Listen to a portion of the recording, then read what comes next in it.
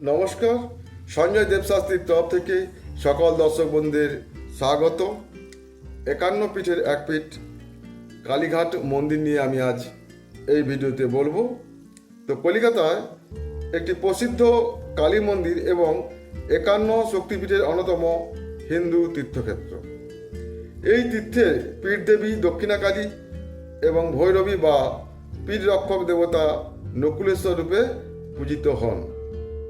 পৌরাণিক কিংবদন্তি অনুসারে সতীর দেহত্যাগের পর তার ডান পায়ে 4টি মতান্তরে একটি আঙুল এই তীর্থে পতিত হয়েছিল।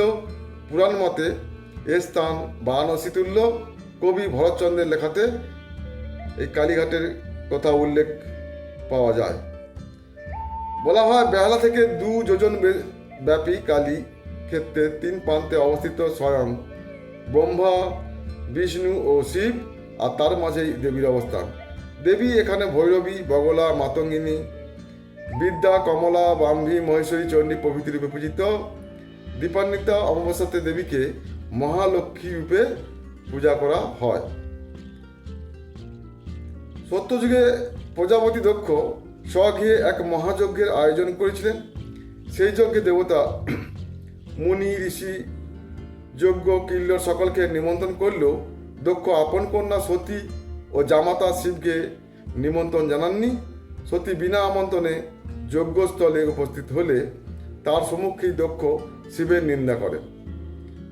প্রতিনিন্দা সহ্য করতে না পেরে তৎক্ষণাৎ যজ্ঞকুণ্ডে আত্মবিসর্জন দেন সতী।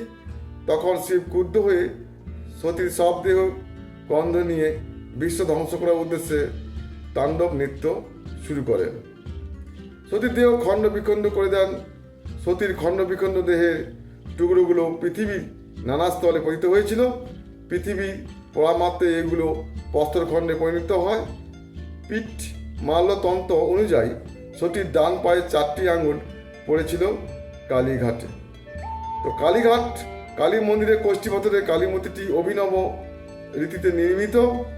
মায়ের মাথা সোনার মুকুটে শোভিত। সোনার তৈরি লম্বা জিভ, যেটি গড়িয়ে দিয়েছিলেন পাইকপাড়া রাজা ইন্দ্রচন্দ্র সিংহ, এবং রূপোর তৈরি 4টি হাত, যা তৈরি করে দিয়েছিলেন খিদিরপুরের গোকুলচন্দ্র ঘোষাল। সেই হাত পরে সোনার করে দিয়েছিলেন কালীচরণ মল্লিক। 108 সোনার মুন্ডমালা দান করেছিলেন।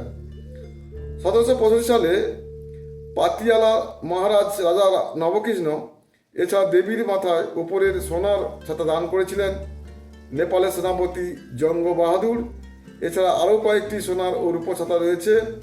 4 হাতের 4গাছি সুবর্ণ কঙ্কন চরকডাঙ্গা নিবাসী কালীমোহন বন্দ্যোপাধ্যায় পিতামহ রামজয় বন্দ্যোপাধ্যায় প্রদান করেন। মায়ের পদতলে রয়েছেন 1 মণ ওজনের রূপোর শিব। পিছনে রয়েছে 25 কেজি রূপোর তৈরি নকশা করা চালচিত্র। ওপরে বাম হাতে আছে 2 কেজি ওজনের সোনার খড়গ। নিচের বাম হাতে আছে একটি সোনার দণ্ড। ডান দিকে 2 হাতে রয়েছে বর ও অভয় মুদ্রা। এইরূপ বহু সোনালঙ্কার বহু ধনাঢ্য লোকের দ্বারা প্রদানকৃত। একটি সিন্ধুকে সতীর প্রস্তরীভূত অঙ্গটি রক্ষিত আছে। এটি কারোর সম্মুখে বের করা হয় না, আর এটি ব্রহ্মদেবীর নিচে রয়েছে। তো জানলেন কালীঘাট মন্দির নিয়ে। আপনারা সবাই ভালো থাকবেন, সুস্থ থাকবেন। নমস্কার।